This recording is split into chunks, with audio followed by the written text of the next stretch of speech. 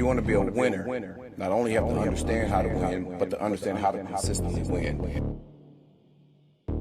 We're the freaking New York Jets, so we're built for this shit.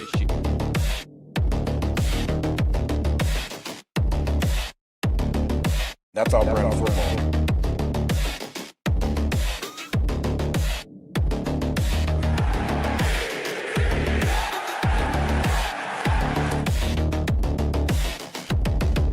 If you want to be a winner, not only have to understand how to win, but to understand how to consistently win.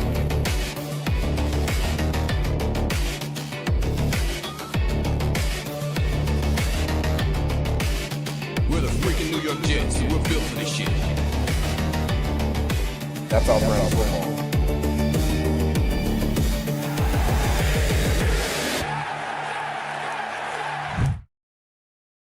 Good evening, everybody. Welcome to the Nick Shine Show.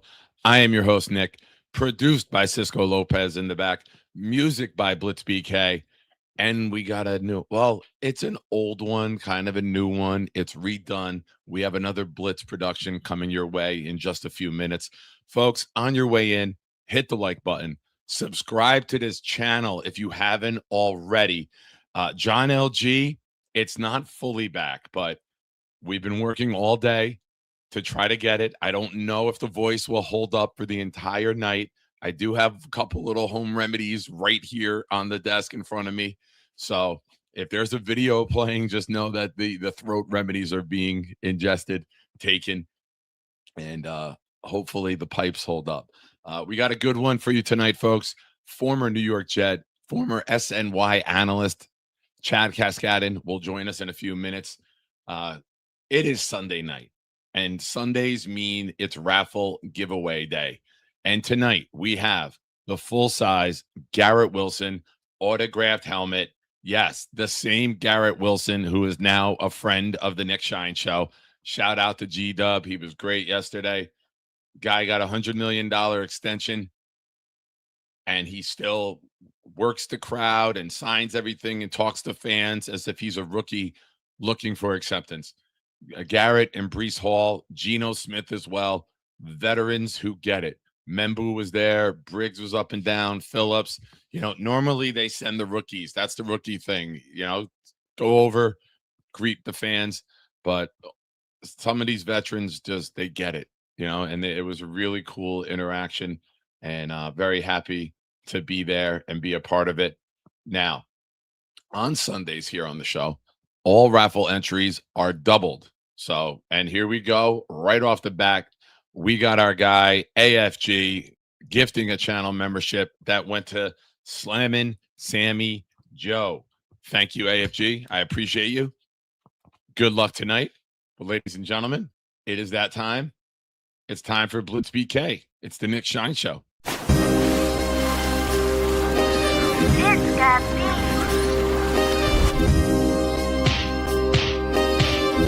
Gentry covered in football! Any day, any night, we all shine, bro. First class shine time, the Nick Shine Show. Anytime on YouTube, if you don't know, the Nick Shine Show, the Nick Shine Show. Dim the lights, but it's still bright as Nick time. Day or night, this is his prime, it's Nick Shine. Proud fan, well defined, so get in line. Toe to toe with any show, he only got 9. The best show on YouTube, bro, is easy.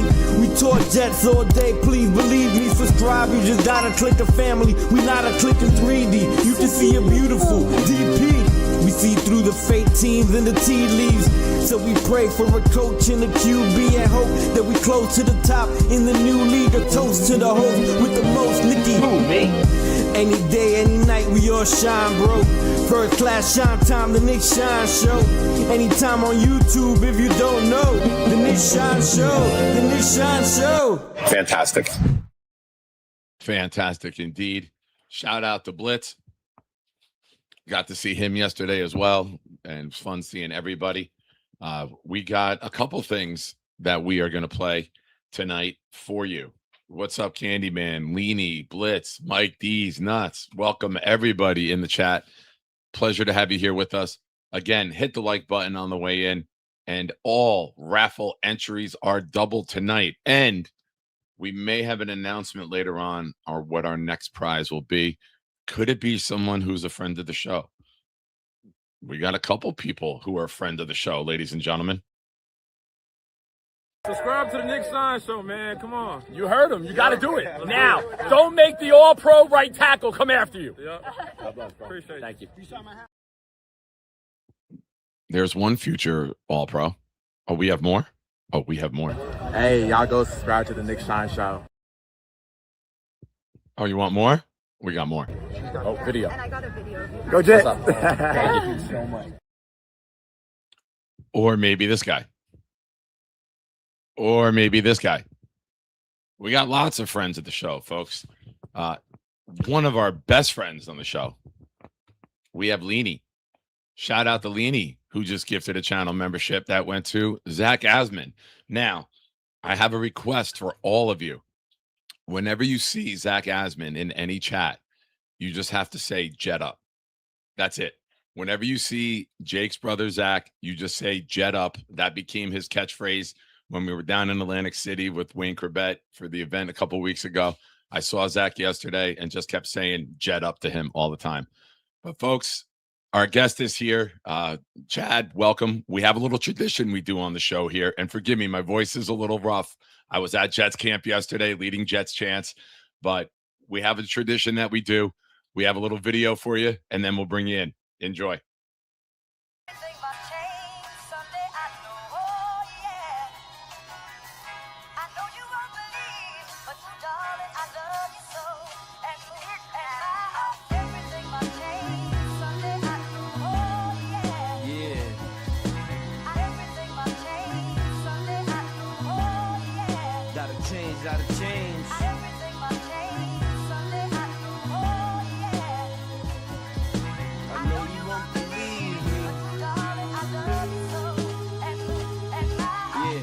Back again, but it's been the same since 93. I feel the rain, feel the pain like I'm Joey B. I saw Coslick, Carroll, Cold Tight, Billy P. Belichick outgrow, and I'm still a fan, no silly me. Many of us so silly we haven't seen a chip since our dads was in Little League. Now we literally dads with kids in Little League. Next playoff victory, tell me who the hell knows, it's a mystery. I lived through the fake spikes, so I hate life. I saw quarterback legends and they failed twice. Legend has it, name is sold and sold, time to pay the price. Homie gotta know, time to take that flight. Gotta make this right. This is us against the gods, we can't win this fight. Gotta take what's ours and just grip too tight. Against all odds, gotta rebuild this right, yeah.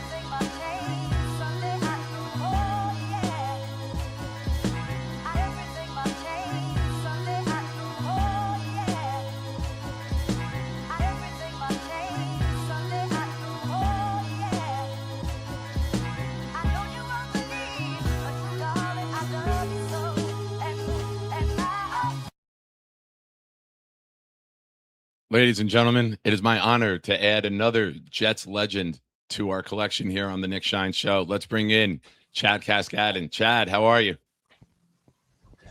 Nick, that was great. I wasn't expecting that little montage. Thank you so much. It was a nice blast to the past. That a couple nice blasts there on Marino and Elway too, man. Thank you for those moments. Always celebrating those when you could put those quarterbacks on the ground, huh? I wish that people understood how long and how hard I had to work for just a few of those. The 5 years of getting after it with Marino, that guy gave me nightmares, absolute nightmares. Yeah, if our friend Blitz BK, who's in the chat, who does the music here on the show, said, I lived through the fake spike, so I hate life, as one of the lines in the rap. I'm like, that hit in the heart. Like, I felt that pain, and I know anyone who lived through that, it's like with the butt fumble, right? That was the new generation had the butt fumble. My generation had the fake spike. We got to add great memories as Jets fans. I'm looking forward to that as well. You, me, both. I've been here since 1995, came out from University of Wisconsin, you know, coming from a program that did go from not winning a lot of games to winning the Rose Bowl in 94, the Hall of Fame Bowl 95, and with Alvarez as the head coach turning the program around to come out to New York and then have to go through 2 years with Rich Kotite and then being able to slowly turn it around with Parcells and, you know, ultimately make it to that NFC or the AFC Championship game. it was really, it was a long time. And, I really was hoping we were going to win that game because Yeah. we would have played Atlanta that year. And you blew them out in the regular season. I think we would have had a good shot of winning that game against Atlanta. So, Yeah.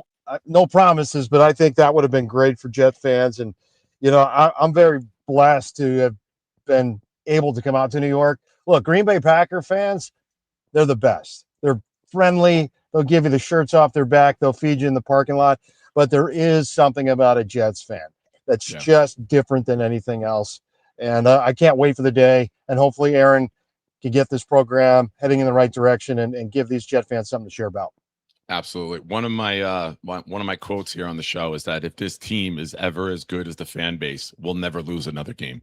This fan base is tremendous. We have get-togethers in the offseason. We had over 300 of us in Atlantic City for a get-together that a great friend of our show here, Lou B, put together.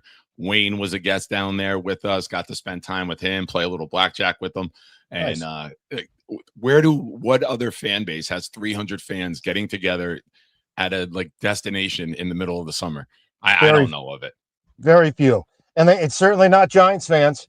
It's not the New York Giants fans. They don't show up like Jet fans do. So all the best to Jet fans. Look, I'm sure that the Jets, they want to win just as much, if not more than you guys, as the fans. And they're doing their best because there would be nothing better than to be in that what do you call it, the Hall of Champions down at the bottom of New York. What a wonderful place that would be someday. Yeah, folks, you know the deal. Hit the like button, subscribe to the channel if you haven't already. If you have any questions for Chad, put them in super chats, please. But we have a legend in the chat already. We have Connie Carberg, who I was with yesterday here, says, so glad you're having a chat with one of my favorite people. I remember when he first came to try out with the Jets special teams, he stood out and worked his way to a starting linebacker. Connie, you're the best. It was great hanging out with you yesterday. Thank you for the comment. Chad, let's get into that. What's that like going from Wisconsin, going to Big Ten football? You don't get drafted. Now, when Wayne was on the show, he mentioned he had a couple options. He thought either the Bengals or the Cowboys were going to scoop him up, and then the Jets came in out of nowhere.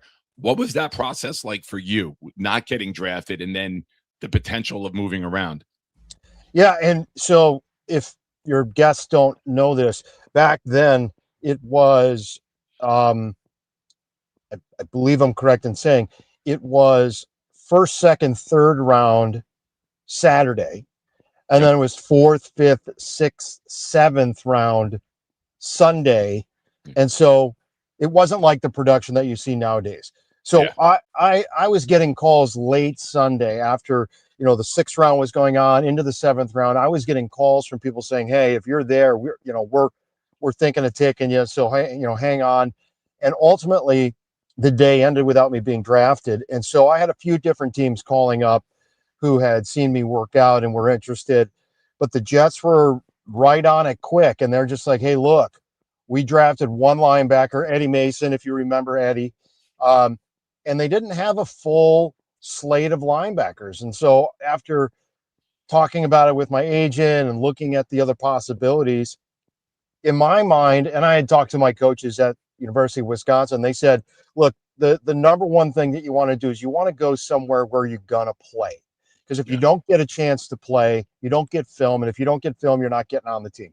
And so I felt with the Jets, with Rich Kotite, new coaching staff, not a lot of linebackers, I'm like, you know what? This is probably my best opportunity to at least get some film and get on the field. And so ultimately I decided to go with the Jets just because I felt that was the best opportunity.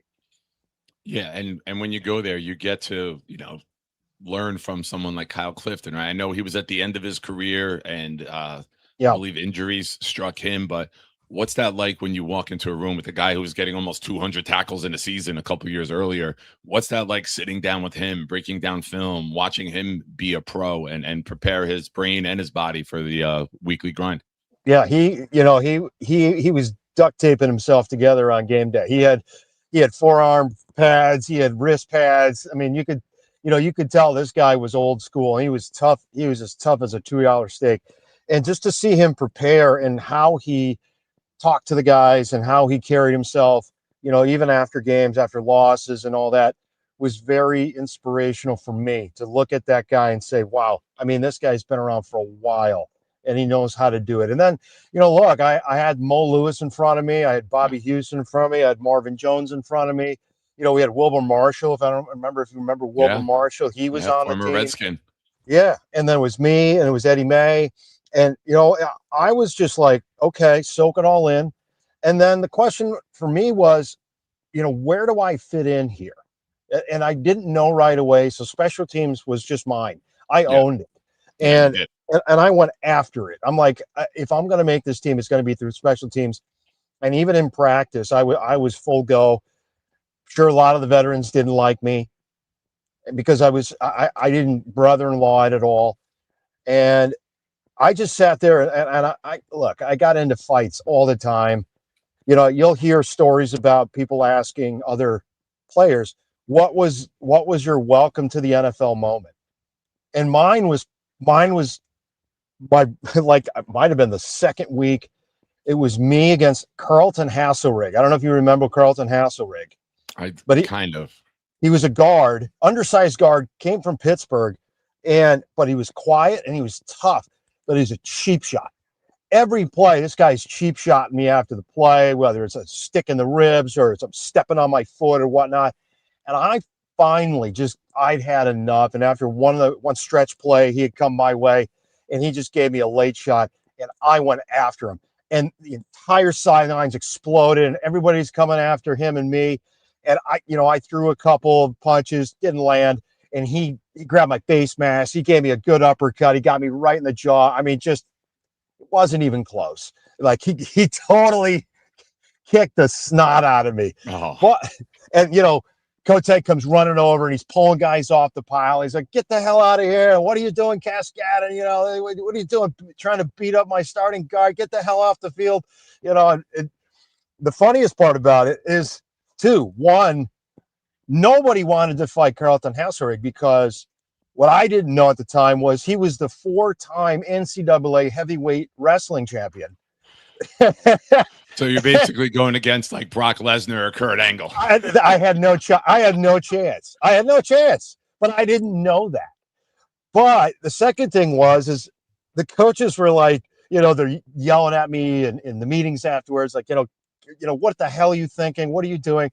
But by the way, the next day, who's the backup Sam linebacker behind Mo Lewis? Me. Because, crazy Chad from Wisconsin, we got to find a way to get this guy in the field because, maybe he's just crazy enough where we might find a spot for him. Yeah, and so I've coached football and I always said the offense needs practice. They need repetition. They need huddles. Yeah. Just give me 11 maniacs on defense and we'll figure it out, right? That's right. And, I used to follow so when we're on scout team defense, they'll pull up a card and, you have a certain position you play and you're supposed to do what it says on the card. Well, every once in a while, I'm looking at this card going, there's no way the Sam linebacker is doing this on a play like this. And I would do something that I'm not supposed to do. And of course, the coaches are yelling at me and I'm getting in trouble all the time. But, look, that's the way it is. That's the price. And, fortunately for me, our first game was against Tampa Bay down at the old Sombrero. If I remember the old stadium before they turned it into a pirate ship. Yeah. And, I got in the third quarter and it was Trent Dilfer still at quarterback. And like the fourth play of the third quarter, bam, I intercept the ball. I run it down to like the 4-yard line or 6-yard line or whatever. And I come running off the field and everybody's just going crazy because, they've never seen a white guy run like that before. And they're just like, holy cow, like we got a guy that can play linebacker now. And so it was one of those moments where you start to realize that all the preparation you do, all the work you do, all the right things that you do, if you're not getting it done on game day, if you're not making plays on game day, it doesn't matter. Yeah. It just doesn't matter. And so I went out there every game, just like I am, whether I make this team or not, I am laying wood and I'm laying down film and somebody's going to see me. Well, the Jets ended up keeping me on practice squad for the first 3 weeks of the 95 season. I had gotten a thigh contusion against Philly in the last preseason game, so my leg wasn't ready to go. So once I was ready to go, they ended up elevating me off practice squad. And I think my first game was Atlanta, down in Atlanta, and that was the beginning. And I never was not on the squad. And so that's a great memory of mine. And I was very fortunate to be, look, at the end of the day, hard work gives you a chance, right? Gives you a chance. And talent and skill gives you the other chance. And then it's a little bit of luck. Got to be a little lucky, And for me, I was kind of lucky because I was with, as much as one might want to think about Rich Kotite and not have any, maybe not have a terrible, great opinion about him. But you know what? He gave me my chance. And I never made him look bad about that chance. He gave Wayne Corbett a chance, and Wayne made him look and like Wayne said the same exact thing that you're saying. Where he gave me my opportunity, and I'll forever be grateful for him. That's right. And you know what? Would I have gotten it somewhere else? Maybe. I don't know. But I never had that chance. But Rich said, "Look, I'll play. Who's the best? I'm going to play. You're playing." And so I always appreciated that. It didn't matter where you were drafted. And, I appreciated that when Parcells stepped in. He goes, "I don't care, first round or free agent. I play the guys who want to play and who get the job done." And I always appreciated that when he came in. Yeah. We got a couple of things going on in the chat. Shout out to ISU, who gifted a channel membership that went to Mike Jets 12. Again, all raffle entries, super chats, $5 and up. Gifted memberships are double tonight for our full-size Garrett Wilson helmet giveaway. Again, apologies for my voice. I was doing Jets chants yesterday at the practice. Great. Yeah, it was a worthy cause, Chad. It's worth losing the voice at the Jets practice. I had an opportunity, not to cut you off, but I had an opportunity to sit with but stand with Garrett Wilson for a good 5 minutes last year on the sidelines when we were all there. What a guy. Like, what a nice young man. If I want to see anybody succeed, it's that kid, and he deserves it. He's worked hard. He's coming back from injury now, and I'm really rooting for him because there's nothing better than when you see a talented guy like that, but not only talented, but just a super guy. He really is. And I'm sure he's no different when you talk to him than when I spoke to him. He's a great addition to the Jets, and I want to see him do well. I've said many times, I've been near camp and interacted with him 3 times now. Him and Brees and even Gino, they're veterans. They've all gotten paid, but they get it. They're out there with the fans yesterday. They're there longer than the rookies are. The PR people are pulling them away, and they're still trying to make sure that every fan gets their interaction and gets their moment with them. And you can't put a price on that. That's just being a great person. So shout out to them. You're 100% right with him. And when Wayne was on, Wayne said that's a guy who gets it, and that's a guy who you want to root for as a Jet fan. And just like the Knicks won, if the Jets win with him, he will own the city because of the type of person he is and the effort that he gives out on the field. And I didn't recognize Connie when she that lovely thing. Connie has been in my corner since day one. She's always been in my corner. Love Connie. I saw her about a month ago. I was actually in Canton, Ohio with her.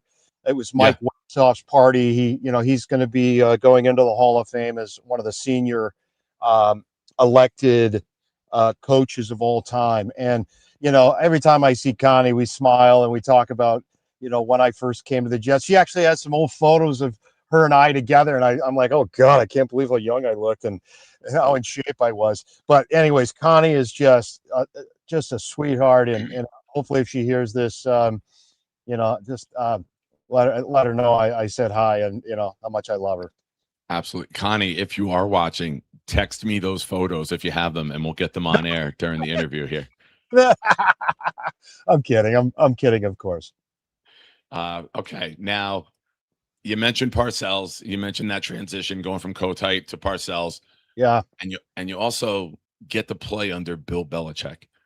What's that transition like going from the Kotite era to now going to the Parcells, Bill Belichick defense, and just the water level in the room rising? And as this team started to rise, what are some of the things that stand out in your mind that changed? And you were like, like that took you back? Like, okay, now we're going to be a good team. Like, what were the moments and your response, like, and the players in the locker room having this transition?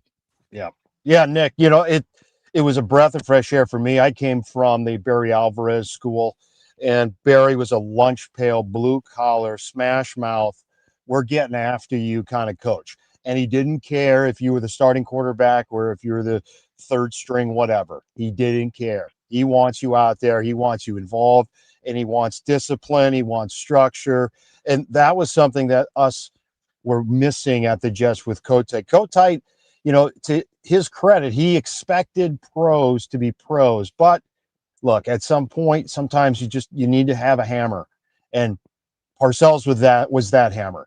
And he came in and he got rid of guys who didn't believe in the system, didn't believe in maybe the off-season workouts. We jokingly called it mandatorily optional, right? You didn't have to be there, but if you're not there, it's likely you're not going to be there at the beginning of the season. So he brought discipline, he brought structure, and then he brought in, some great assistant coaches. Belichick, of course, but then, he had Al Groh, we had Romeo Cornell, we had Eric Mangini, we had Charlie Weiss, Todd Haley, Maurice Carthon. Like, we had some really, really good coaches on that staff that believed in what he wanted to do. They knew how to coach it. And, again, talk about luck. I just lucked into it. They just so happened to show up on the team that I was there. I didn't go to them. They came to me. And, I was very fortunate to be in a room with, they went from sort of just a strictly a 4-3 defense under Jim Vicarella to sort of a hybrid, right? Yeah. A 3-4 sometimes, a 4-3 on other times, a lot of situational defense. And so we had a pretty good size linebacking room. I want to say anywhere between 8 and 9 guys. And, you had Mo and you had Marvin, and then you had Pepper Johnson come in, and then Marvin Jones got hurt. So then they brought in Brian Cox, and then we had Dwayne Gordon. We had James Ferrier, and then we had me, and it's just like all of a sudden this linebacking room is like, there's not enough positions on game day for all of us to play. So we're fighting for playing time. Yeah. And, my way of getting on the field was understanding Belichick's defense. And then where do I fit in, talent wise, skill wise, where do I fit in? And where I fit in was, if you want to call it rush linebacker to the open, and a 3-4 open side linebacker, or some call it rush, some call it jack. I could play Sam if necessary. I could play Will if necessary.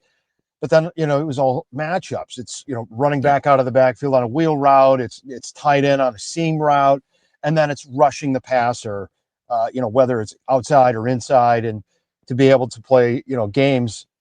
And really what I appreciated with Belichick was a sack is great. Don't get me wrong. We'll take sacks all day long. But his deal was pressure. I want pressure. I want these guys uncomfortable. I want them not quite sure where things are coming from, and I want them on their heels. And a lot of times that's what you'll see a lot of either incomplete passes or inaccurate passes or timings off or just something.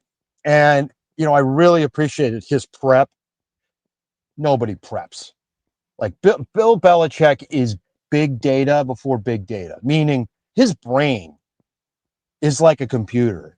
He can call up games from 5 years ago. Oh, remember this game against this team? They came out in this formation. We were down by 6.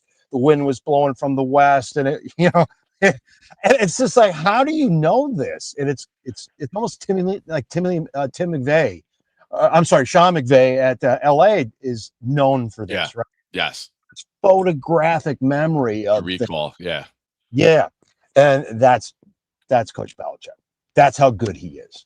And he knew what they were running before we knew we were running. It was crazy. It's crazy. One of the questions that I wanted to ask you about Belichick, right? I've coached defense for Pop Warner. You know what I mean? Like when my son played. Yeah. And you put all the preparation in during the week, right? You think you know what they're going to do. And then maybe they spot a weakness on your defense. What was that like if and when there were moments where, we always see him on the sideline with the board what's the adjustments like? Is there like a Yeah. holy crap, they're throwing this at us and we didn't have this? What are those in-game adjustment moments like? Yeah, good question, Nick. So on the sideline, I don't know if it's like that anymore, but it used to be just grease board, meaning a white, grease board with a black magic marker. Yeah, And now they got the tablets. well, they got the tablets, but honestly, I probably would still use the grease board because it's just as quick. Yeah. But what he would do is he would show us plays that perhaps we either didn't cover it right, or maybe they're focusing on something. Maybe there's a motion or something that we're not picking up, or they're seeing that we're bringing something, so they're motioning into or out of something.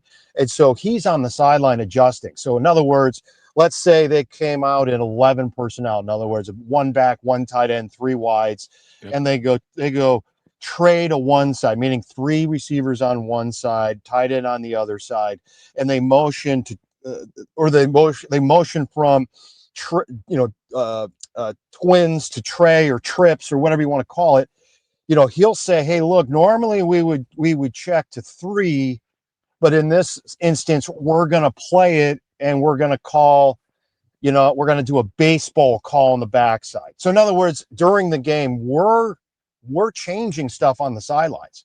Yeah. And it's our job to remember it. Don't forget it, because we get into the film room tomorrow. You better run that thing right, or else you're not playing. And there's plenty of times where guys would hear it on the sidelines, nod their heads that they got it, and then they wouldn't get it on game day. They wouldn't get it out there on the field. And look, there's a certain amount, and a lot of people ask the question sometimes, like, what's the difference between college and pro?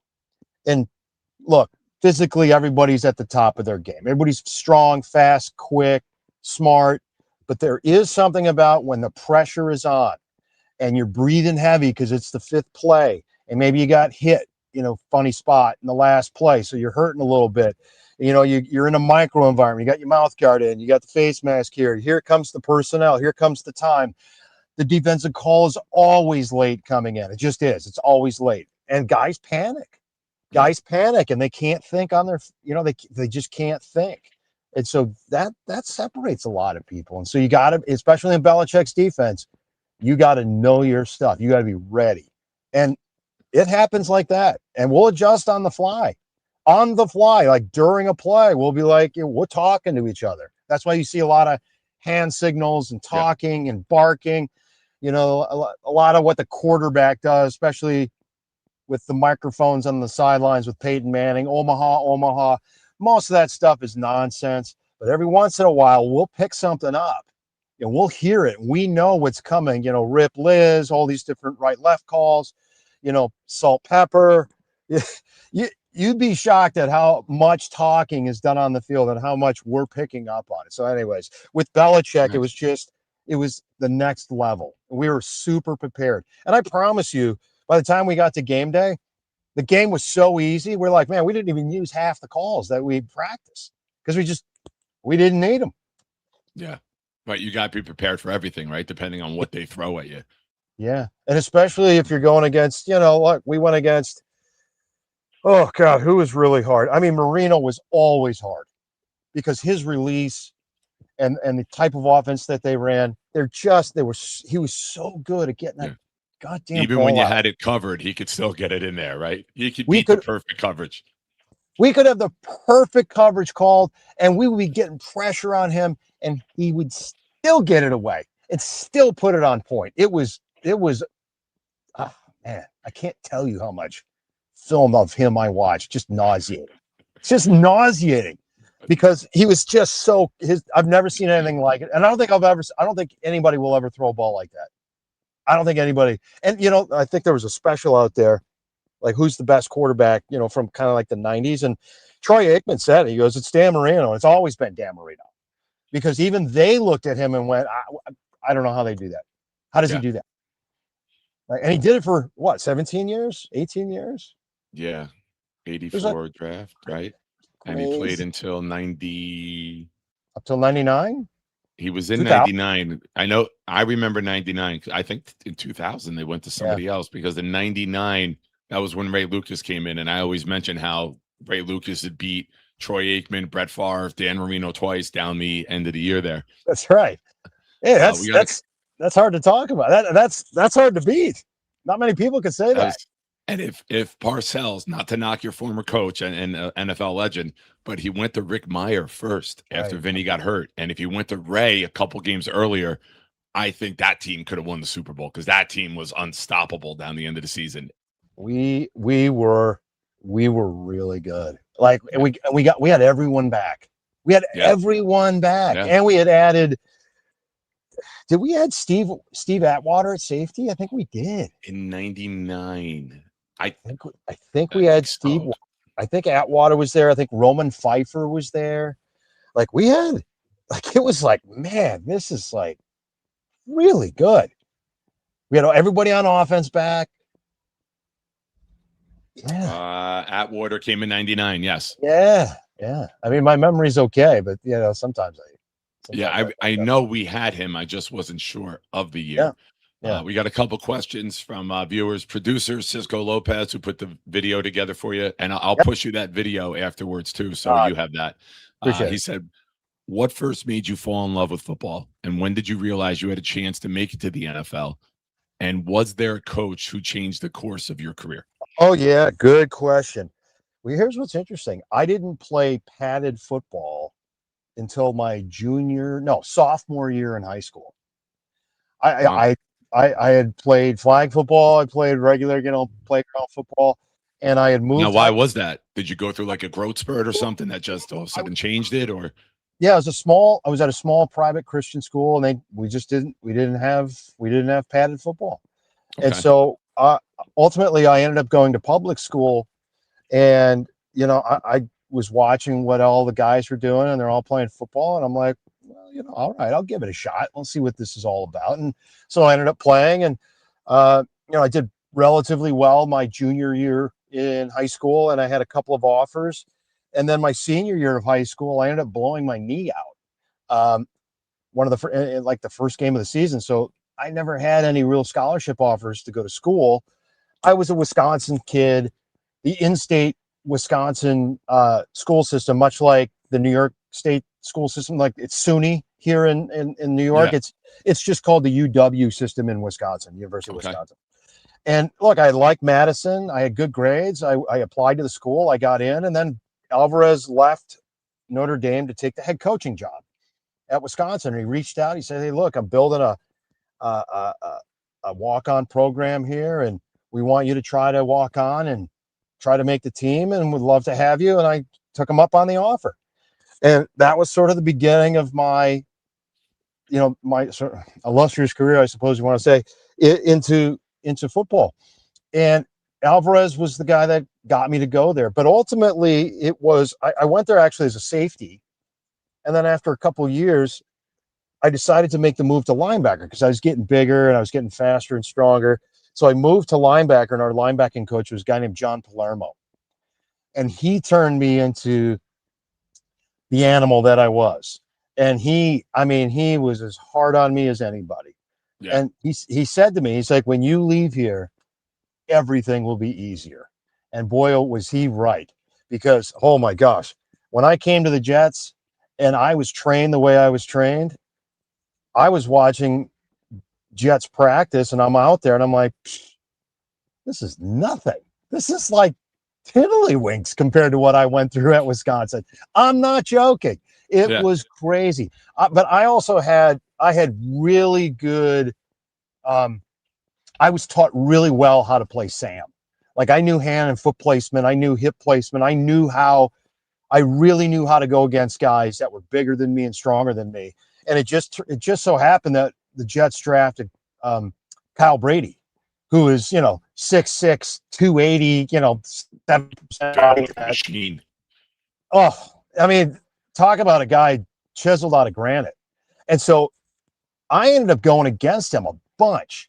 And it actually turned out to be sort of it was how we ended practice. It was me against him.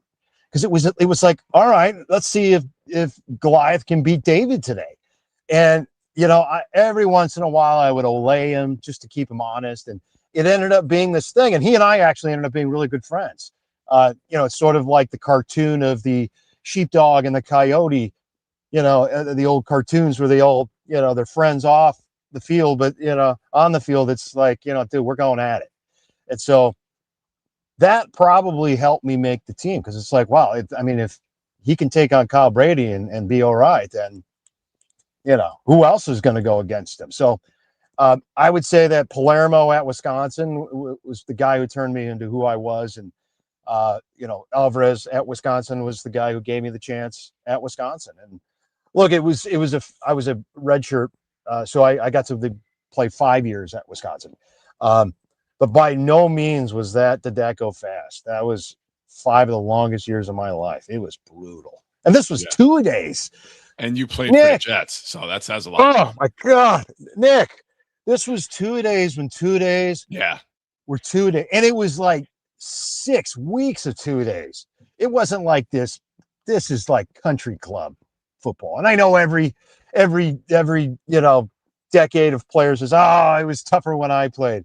No, dude, it was way tougher than when we played, because, well, one, the Jets, we didn't even have an indoor facility.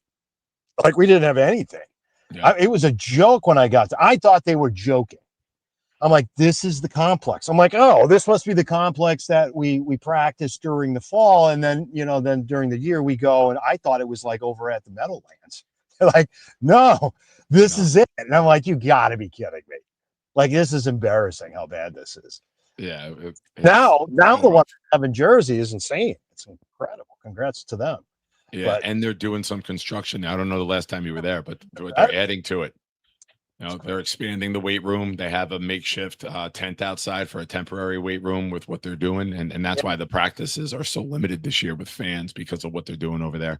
Makes sense. But great answers. Thank you, folks. We're here with Chad Cascadden, former New York Jet, SNY analyst. We're going to get into that momentarily. Hit the like button, subscribe to the channel if you haven't already. We got another question here from the big fella. Chad, excuse me.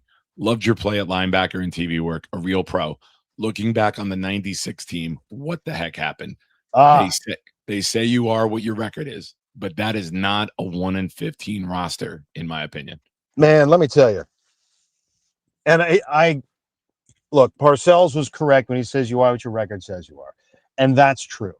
However, if you look at the scores of the games in the third quarter, mid to late third quarter, most of the games we were winning.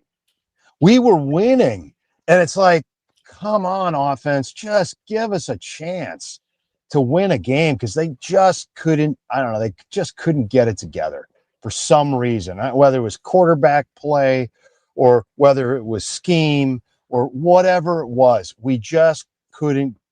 The offense couldn't stay on the field. And look, I don't know I'd love to go back and look at how many plays on defense did we play. It was something crazy. It was like 50, 60 plays on just defense alone, not including special teams. And by the way, so Mo Lewis got hurt at like game, 7 or 8 in the season. So I ended up being a starting linebacker. But they didn't take me off special teams. So I played all special teams and all defense. The only time I came off the field was first, second, third down offense. And I'm sitting there and I'm breathing like crazy, trying to catch my breath. And next thing you know, it's, third and long, and here we go again. It's like, come on, guys, just how about a sustained drive? Just something, just to keep us off the field. Because one of the better parts of when you have a really good offense is your defense usually is pretty good too, because they're not on the field as much. Yeah. And they're pretty rested up. So, what the best defense is a good offense. Yeah, sometimes. So, but that 96, look, we played pretty good. Like, there were times we're in the film room watching it going, look, how much more do you want us to do? Like, we don't, like, what more can we do? We can't score every time. And, that 96 season, if you think about the roster, it was, coincidentally, Frank Reich at quarterback. Bobby there? Bobby Brister was there. I believe so. We had Wayne. We had Keyshawn. We had Adrian Moreau was running back. I mean, our O-line was okay, not great, but it wasn't like we had You had Richie Anderson. Yeah. We had a lot of guys that ended up being there during when Parcells came in. It's not like a lot of them got rid of. I mean, I know he got rid of Neil O'Donnell eventually and brought in Vinny. Yeah. And I always said that Neil O'Donnell lost the Super Bowl that year, and we rewarded him with a $25 million deal. That Jim Kelly would have been the first $100 million quarterback in the NFL based off of that math. Isn't it incredible? It's incredible. He threw 2 interceptions directly, both to Larry Brown. Was it Larry Brown? Larry Brown was the MVP. Yeah. Yeah. And we were like, that's the guy we need. And I'm like, no, that's not the guy. And I was 17. I was in high school. And I'm like, that is not the guy we need. But he was the big free agent that year. And, we kind of needed someone. And so, and then we went and got Earhart, the coach, right, who knew how to, thought we knew how to put an offense together. And ultimately it just, look, Neil didn't get it done. He didn't get it done. He wasn't on time pass wise. He wasn't as accurate as he needed to be. And just ultimately we just couldn't seem to get it going. I thought on special teams, look, we had Kenny Rose, he gets lost in the shuffle, but I loved Kenny Rose. First off, he's kind of like me. He's a psychopath. And second of all, and I don't know if you know this or your fans know this. So when we all get together let's say after a game on a Monday, right? We go in, usually you go and you work out before, let's call it, a 9 a.m. meeting or 10 a.m. meeting. Well, that 10 a.m. meeting is a team meeting, right? We go through what happened and, we sort of debrief off that. Then we all stay in the auditorium and we all watch special teams because everybody, both defense and offense are on special teams. And I got to tell you, the coaches, the assistant coaches used to not stay and watch. They used to go and get ready for the position or the offense, defense, and then position. Okay. They stayed because Kenny Rose had us humming. We were really good on special teams. I mean, really good. And we were knocking guys out. Like it was a bloodbath. We were killing people. And we had Ron Carpenter, who was number 1 in the league at return. And who was our punt returner? I think it might have been a little bit of Wayne. It might have been a little bit of Aaron Glenn. We had Dexter Carter, I think, maybe for a little while. But we were killing guys. And it was fun to watch because we had bounties. And not in a bad way. It wasn't in 96. Excuse me, not the cut. In 96, Wayne had 28 returns. Yeah, Wayne was primarily the punt returner in 96. And then kickoffs were either Ron Moore, Reggie Cobb, Alex Van Dyke, Henry Bailey, and Carpenter did a few. Yeah. Kyle Brady had 2 for 26, so probably where he was up blocking.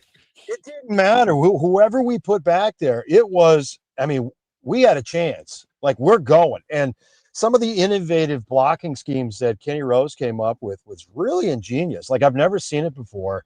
And, I was the, fortunate or unfortunate recipient of having to play against Coach Mike Westhoff when he was down in Miami and I was at the Jets. So I got to see what it was like to have a really great special teams coach.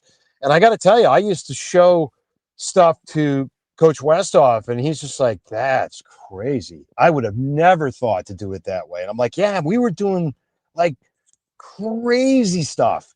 And so I don't think everybody ever talks about Kenny Rose, but I really appreciate him because he believed in me and he let me do some things that not a lot of people get to do. And, I would teach guys how to look off properly and how to time up blocks properly. And, that's the kind of leadership you need to have with guys that are on the field. It's not just what the coach tells you to do, but it's talking to your fellow teammate and saying, hey, look, on this play, when you see me do this, make sure you do this.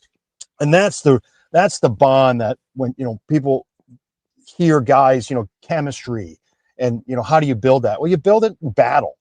You build it when you're tired and you build it when you're hurt. You build it together. And it's a funny thing. And there's a saying somewhere in Greek mythology or something. It's called drinking salt together. It's like, it's awful. but you're doing it together, and it's a male characteristic that when men together go through something hard, they really bond. And that's, I think, a little what gets lost in today's camps, just because it's so easy that nobody gets hurt. There's no tackling. Yeah. We used to live tackling at the end of practice. Every practice was 10 minutes of live red zone. Okay, the quarterback was off limits, red jersey, can't touch the quarterback. But the rest of the guys, dude, game on. And there was some hitting. Marvin Jones hit Adrian Morrell one time, and I thought he killed Adrian Morrell. I thought Adrian Morrell was dead. I'm like, we just killed the guy right here on the field. I couldn't believe it when Adrian got up. I couldn't believe it. Because first off, Marvin Jones' bones are made out of granite or cement or something. I don't know. The Bible's wrong. God did not create all people equal. That man, that man's got bones of steel or rebar or something. Because when he hits people, I got a friendly fire with him one time. I was like, yo, dude, what are you doing? Like, come on. Like, he's like, oh, yeah, sorry, bro. Sorry. It's him and Cox. Same thing. Just two differently built people. Yeah. Awesome. Well, you just explained why our Jets community is so tight, because with everything that we've been through, it feels like we're drinking salt together. So we've bonded through pain time and time again as a community.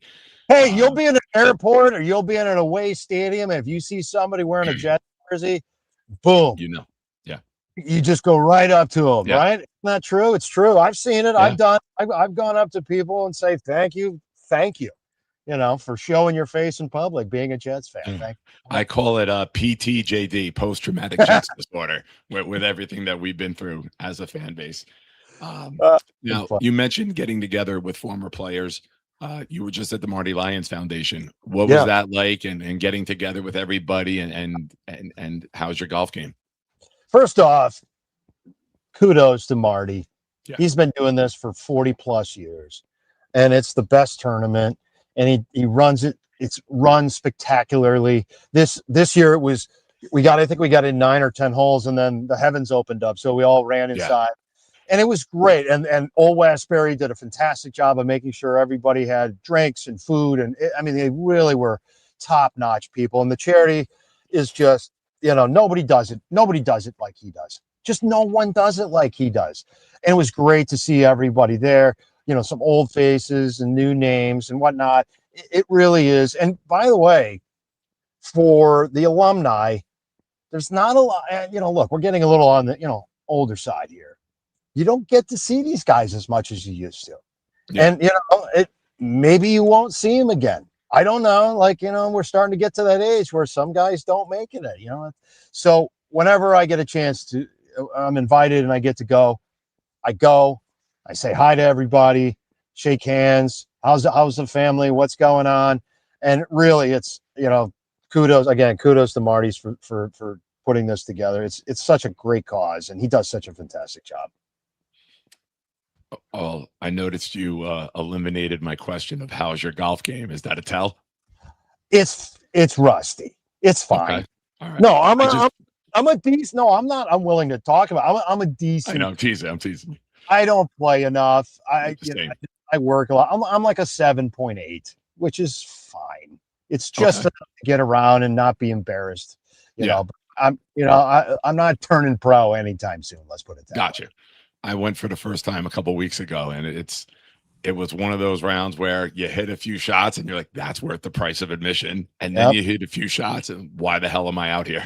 So yeah, it's kind of like being a Jets fan. Sometimes it's great, and then the other times it just rips your heart out for no reason. And you're like, I don't understand. I don't get it. Yeah. But you keep going back. Yeah. It's sadistic. You just keep going back. And I'm the same way. I've been playing this game for a very, very long time. And I've gotten better at it in some cases, and other days it's not there. And I don't practice enough. So I go for the fun and for the entertainment and for the people and the food. It's great. Awesome. Well, after your career, you get involved with Athlete Career Transition, ACT. What was that like? So a couple of Welsh rugby guys were friends with a friend of mine, and we got connected, and they were using their platform, which they had built over in London and England, and wanted to build a platform here in the United States. And so we got together, and I just, as a consultant, I started making introductions and inroads to some of the larger companies here in the United States, helping them place athletes into their business. And, you know, I think we were able to pick up Alliance Bernstein, Estee Lauder, and I forget a couple of the other companies that we were able to help, but they've placed a serious amount of athletes into these companies with the argument of, hey, you know, not every athlete signs $100 million deal, you know, and it's, you know, they make good money, but, you know, not enough to, you know, retire and never work again. So why not hire someone that's, let's call it mid to late 20s, early 30s, where, you know, maybe it's a football player, maybe it's an Olympic rower, maybe it's, you know, a track athlete, or maybe it's a tennis player, where they've had their progression through the sport, they're finished up, you know, but they still have this incredible drive and this incredible capacity for work, but may have missed out on that early part of their career where most people would either, you know, you're getting a job out of college, or you're getting an internship, or you're getting something to sort of jump off of into the real world. And when you're an athlete and you're good enough where you're playing 5, 6, 7 years, you miss that, call it early to mid 20s, which are important to establish yourself into the corporate world. You miss it. And so they wanted to build, and they did build and continue to run a company that platforms athletes and gets them placed and gets them up and running and getting their career going. So that was a really interesting time. Unfortunately, COVID hit, right? 2020 hit. So we put a pause on that. And unfortunately, I never got back to them, and they kept on growing it. I guess they didn't need me because they had done relatively well, and I did a good job by them, obviously. So they didn't need me anymore, which is fine. But it was a really great lens into, you know, sort of some of the issues that some players have making the transition from sport into corporate. Awesome. And then obviously you were with SNY for many years, and you were great in studio with your breakdowns and your analysis. Yes. What's that like, going from a player to now having to critique players? Because when you're a teammate, you always got to have your guys back. You never kind of put anyone under the bus, right? And now, I mean, you're not a teammate with them anymore, but you're still a player at heart. Yeah. Hey, look, it's one of those things where you've got to kind of take your helmet off, and you got to put on, you know, that commentary suit and tie. And, you know, one of the things that I think a lot of the great ones do is they tell the truth, right? And when you tell the truth by what, you know, see what you see and say what you see, and be honest about it, because when you're not honest about it, it comes through the television and people can tell. And I think, and I hope people saw that with me. It's like, when I saw they did a good job, I said so. But when they did a bad job, I also said so. And unfortunately, a lot of times, you know, we're like, here we go again. And why we're grading this? Why is it a D or an F and not an A or a B? And, you know, I had a lot of fun with Ray and with Eric Coleman and Coach Mike West, with Bart Scott and Willie Colon. I mean, it was really great guys, and it was fun to be on. And I think, how long did I do it? I think 7 years I was on it. I want to say it was about 7 years. 21. Yeah, it was like 7 years. How fast did that go? And you know what? One winning year, by the way. One winning season. Yeah, giving grades is tough. You know, for 7 years, you're giving bad grades. But you know, what's interesting is it's not unlike live game playing, where it's live television. It's 4 cameras. You got an earpiece in. You're wearing makeup. You know, you got to be ready. You got to be on time. You got to be, you know, we'll be talking just like we are now, and all of a sudden someone whispers in my ear, hey, 10 seconds. You know, I got to wrap up in 10 seconds. And so you learn how to work on the fly, and, you know, you'll watch the show and see how well you did and where you can improve and things you can do better and what colors work better for you. So, you know, it was fun. I approached it like I approach any game. professional, and learn the craft and watch others and steal stuff from other people. I used to do that all the time. I would steal from Troy Aikman. I would steal. I mean, one of the guys, I still think that Jim Nance is, by far, I think he's one of the great commentators of our time. So I like to steal stuff from him, just how smooth he is and how calm he is. And, sometimes it's less words and more pace and inflection and things like so. And I'm sure, Nick, you probably watch yourself and critique yourself the same way. How do I ask better questions? How do I approach this in a better way, if there is a better way? So I enjoy that part of it. I will let you know, one of the things that I immediately thought of is don't go to a Jets practice the day before you're interviewing a great Jets legend on your show. I apologize for the voice. It's in and out. Please forgive me.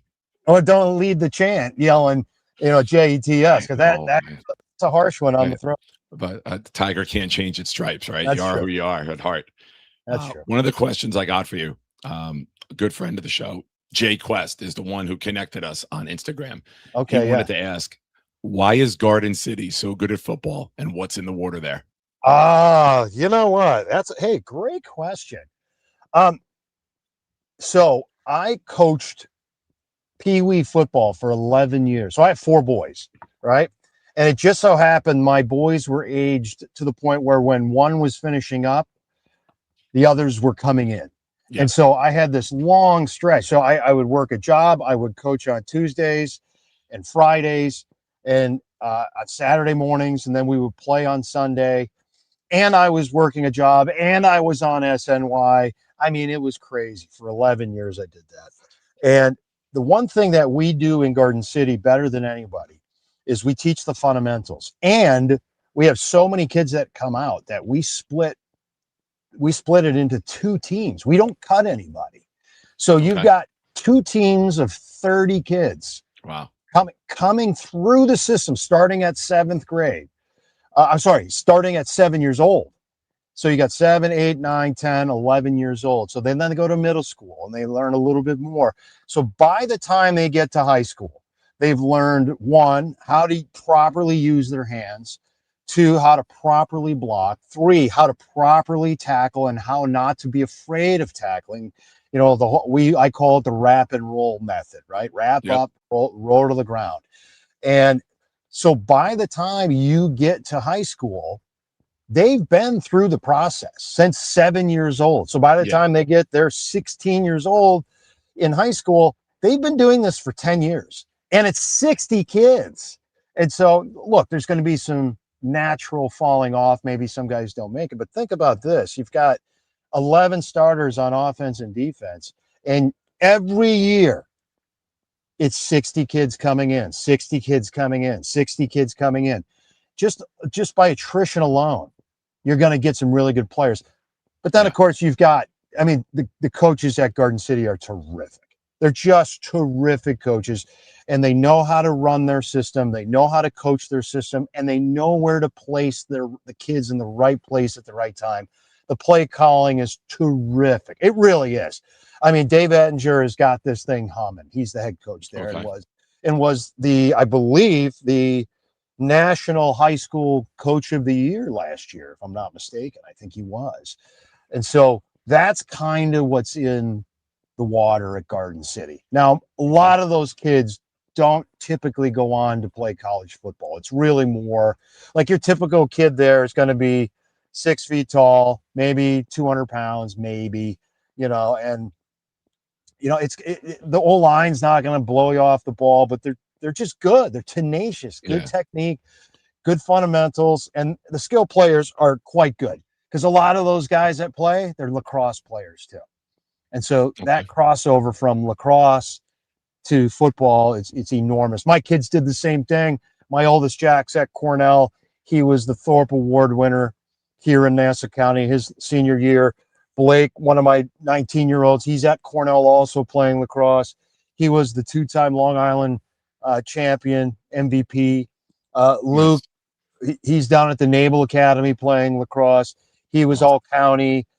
Listen to this. The guy's 5'11", 165, and he was 3rd team nose guard in football. That's how crazy it was. But he was Nice. just good. He had great leverage. He had a motor that wouldn't quit, and I wonder where he got that from. Yeah. Well, apple trees make apples. What are you going to do? That's it. Well, excuse me. I have a question for you with splitting the teams, because we had to do that one year, and it was the worst process I've ever been a part of. Yeah, Did you no. split them evenly, or did you do an A team and a B team? Nope. We split it evenly. So Perfect. one team would take who they wanted, and the other team would take who they wanted. Gotcha. And then of course it came down to, if you're a parent, you would coach your kid on your team. So your kid would automatically go on your team. But no, we didn't do A team, B team. No, we spread the talent evenly across. Yeah. And really what that did was it forced us to learn how to get kids on and off the field. Now, I one of my jobs was I coach parents too. Like I had to tell parents, hey, look, not every kid's going to play the same amount. Sorry, this is not even Steven. This is the best are going to play. And if the kids that aren't as good, if they show that they are showing up to practice, they're doing what we teach them, and they're trying hard, we're going to get them in. So just for instance, typical amount of plays, let's call it 50 plays, right? In a game, 50 plays. Well, the best ones are probably going to play both ways, and they're going to play 50. And the worst ones, they're probably going to play, 10. Was it Pop Warner? I believe that's what we called it, Thunder football, because that was the name of the team. We had Pop Warner, and depending on how many kids, like if you had 30 kids, it was 8 minimum plays. You had a play charted on how many they got in. Yeah. But we also wanted to protect some kids, because some kids were not good enough and would probably get hurt. Like we had a few kids where it was like, look, we'll put them out for player 2, maybe 3, and then it's like, no, we got to get you out of there, else you're just going to get killed. And we put them on D line, just to try to plug up holes and stuff like that. But it was really for their safety. But we wanted them to be out there. Now I'm going to tell a quick story, because we did have a kid like that. And look, the kid was at practice, and he was slightly, I don't want to say he was a nerd, but he was different. He was unique, and you could tell. And everybody knew, and people, and guys liked him, but he wasn't the greatest player out there. And look, he might get anywhere between, call it 3 and 8 plays a game. But guess what? He was at every practice. He had always had his stuff. He always had a great attitude. He never complained. And, we had a end of the season parent party afterwards, and his mom came up to me and said, I have to tell you, I don't know what you did to my son, but my son isn't the kid that I gave you at the beginning of all this. And I wanted to say thank you, because he goes, now he's got confidence, and now he's got friends, and now he's tougher than he used to be. And you could tell, and he walks, with his chin up a little more and his chest out a little bit more. And I got to tell you, to this day, I still remember that compliment. It's the best compliment I ever got as a coach, was, to be able to give a kid the gift of confidence and teamwork and grit. Which I think grit is probably the most underrated characteristic in today's world. It's just we don't have a lot of gritty people. And that's why I love my kids playing. I would pick perseverance. Yeah, well, that's part of it, right? Yeah. Perseverance is about, hey, we don't always win. I mean, we won a lot of games. Don't get me wrong, but we didn't always win. And when we didn't win, look, sometimes it's gritty. Sometimes you win by 1 point. Sometimes you win by 14, and that's where it comes from. It's eating salt together. It's just this is not fun. Sometimes it's not fun. And here's another great little story too. And we were playing against Franklin Square, and it's on a baseball field turned into a football field. So it's got the dirt as part of the football field, and it starts raining. This is the beginning of the game. It starts to rain, and you could tell it's like, oh my God, it's going to be wet. It's going to be raining, and we're wearing the away whites because we're at Franklin Square. And I take the ball. We're all in the dugout because nobody wants to get wet. I go, come on, we're going outside. And I went out there and I found a mud puddle, and I said, all right, here we go. It's going to be fumble. It's the fumble drill. and I would throw the ball in the mud puddle, and two guys would jump in after the ball. Look, I did that for about 5 minutes. Franklin Square watched us all in white pants and white tops, rolling around the mud like a bunch of pigs. And by the end of it, guys were yelping and screaming and laughing, and it was hysterical. And we ended up smoking them because Franklin Square wanted nothing to do with getting dirty. And it was just that. Just go out and roll around in the mud a little bit. It was so much fun. I still, to this day, those kids that were at that game still come up to me and go, remember the Mud Bowl at Franklin Square? I go, of course I do. It was one of the best games ever. So that's what kids remember. All the 5 years that I coached, that's the game they remember. Not the championships that we won, that one. Yeah, absolutely. You never know when you're going to leave that lasting impression on your players or their parents. So kudos to you for that. Yeah. Couple guys that you drank salt with are now coaching for the Jets. Frank Reich on offense, Aaron Glenn on defense. Yeah. Give me your thoughts on the current team and what you expect with these changes that they've made with AG now calling the D and Frank on offense. Love it. I love it. And look, let's be clear now. I think Muji, I hope that's how you pronounce his name. Yes. I think he's done a great job. I think he's done a job well enough where his job for now, I think it's safe. Aaron's going to have to show. Aaron's going to have to show. So here's where I think this goes. And you know, I'd love to hear your opinion on it too. If the Jets can get somewhere near 6, 7 wins and show that he can develop the young guys, last year's rookies, this year's rookies, because you've got to show that you can take young men and turn them into pros, because they're not pros yet. I have lots of faith in these first rounders. I think all 3 of them are going to be pretty good pros, but you still have to develop them because it's still a different game. Look, even preseason is a different game. It's a different speed. You go from preseason speed to regular season speed to postseason speed. These are different games. Yeah. And so he's got to show he can develop players. And if he can win games and develop players at the same time, I think he's going to be fine. If they go 4 wins, 5 wins, I think he's going to struggle to keep his job. And I don't want to see that, because I really like Aaron as a person, and I do think he's going to be a really good coordinator this year. But I just need to see progression. I need to see guys getting better. And when it comes to Frank Reich, look, Frank told me a great story, because when he was in the league, he had young kids. And we were sitting around a table one time having a great conversation about just life in general. And, you know, we were talking about beliefs, and, you know, he was talking about his kids, and he said, you know, his kids sometimes had a hard time sleeping without him in the room. And he goes, you know what, Chad, sometimes you just being in the room, you don't have to do or say anything. Sometimes just being there is enough. Just presence. And I stole that from him, because I did that a lot with my kids, because sometimes the kids, they just need to know you're there. You don't have to do anything. You don't have to say anything. Just be either in the room or just be in the house. And, you know, even as they got older, just, you know, I go to games, you watch them play and all that, but I'm not one of those parents that used to yell at them from the sidelines and all that craziness. Yeah. That's somebody good. But I was just there. I was there, and I would ask him questions. How was the game? What'd you do well? What didn't you do well? What do you think you can improve on? Stuff like that. But a lot of the times it was just, look, it's just to get you there and be there. Other than that, it's on you, you know. And I'm a believer in not bubble wrapping life.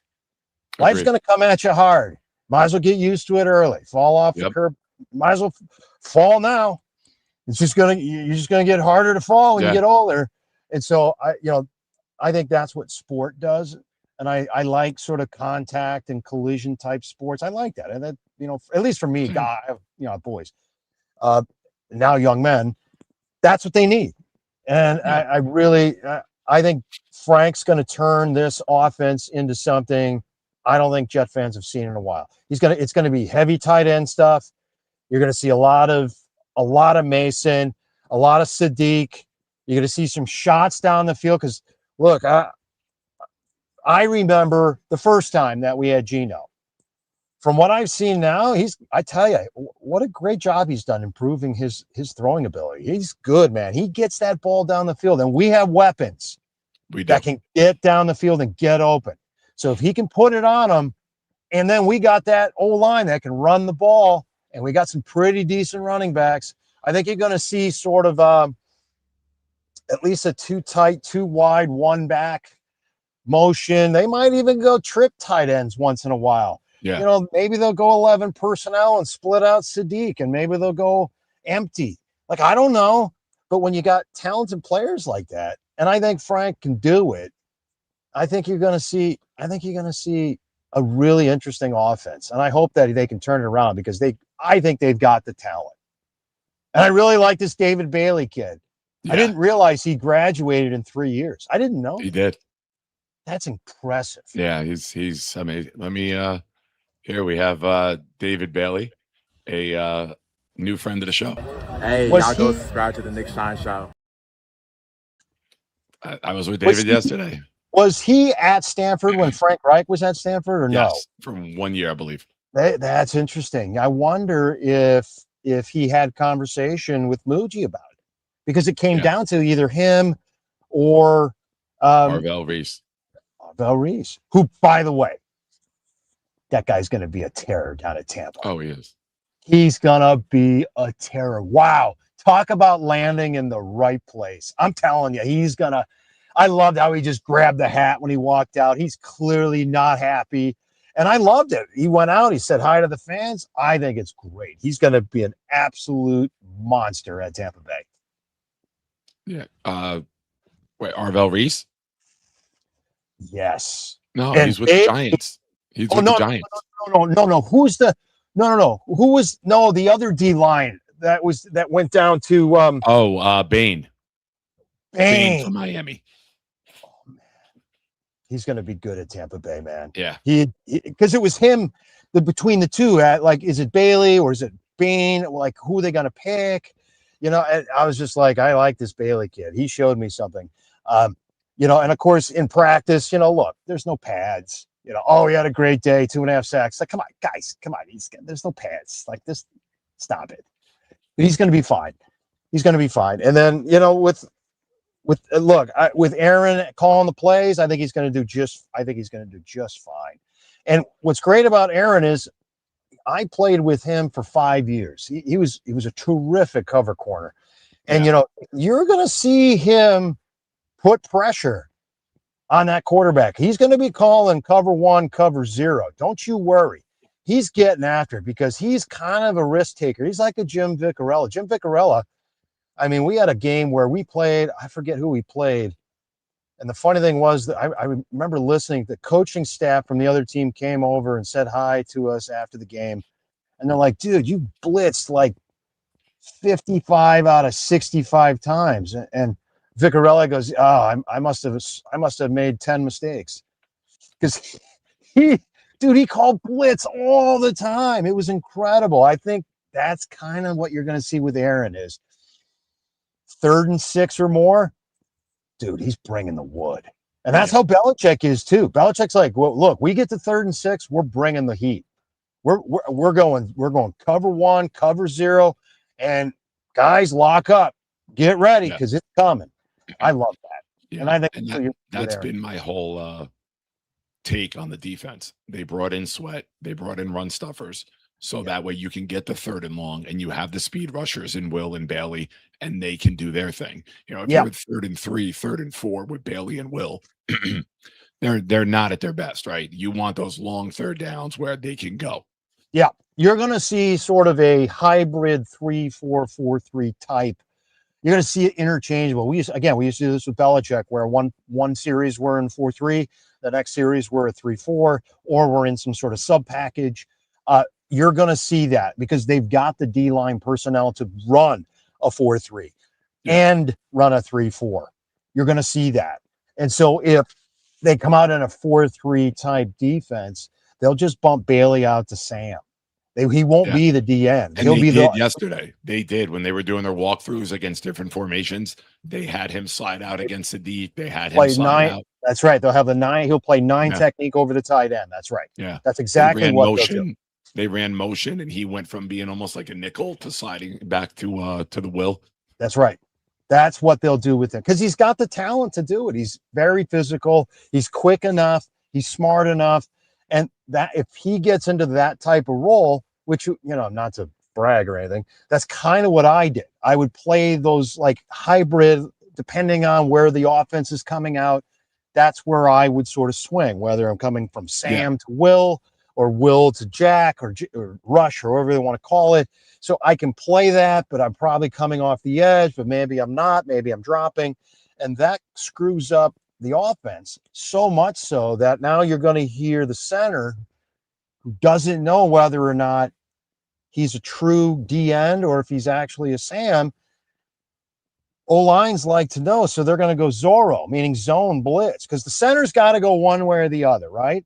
And if I know the center's going strong, then I know on the weak side, backside, it's 2-on-2. Now I can run you-me games, or I can run a safety. We call it thunder and lightning.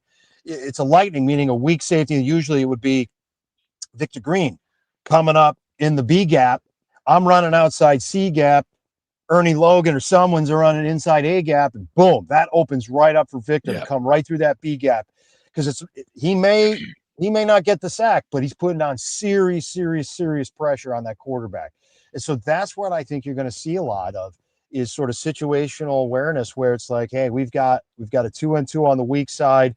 We've got corner, we're covered with the safety, we're fine. Let's run a base.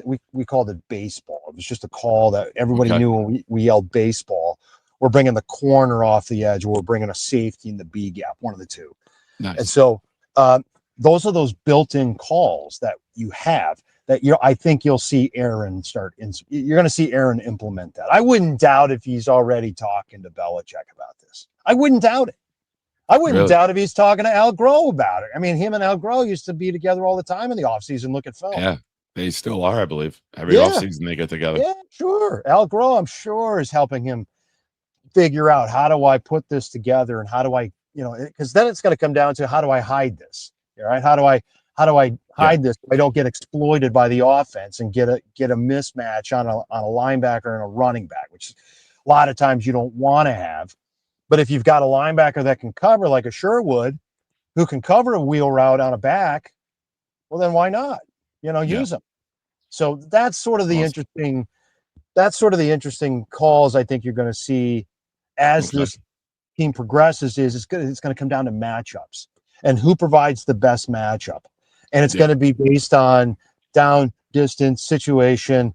And then, you'll see teams try to quick count you, try to keep guys off the field, things like that. And that's where the sort of the chess match, comes in, where you see, hurry up offense, try to let guys tire out the defense, try not to let substitution come in, maybe run a quick running play. But you're right with Sweat at nose guard, dude, you can't move that guy. Dude's 360 pounds. How are you moving that guy? He's massive. He's the size of he's like a Volkswagen Bug. You can't move this guy. It's insane. No, not at all. I thank you for your comments on the offense because literally everything you said, word for word, has been my takes on what they're going to do. So I thank you for that.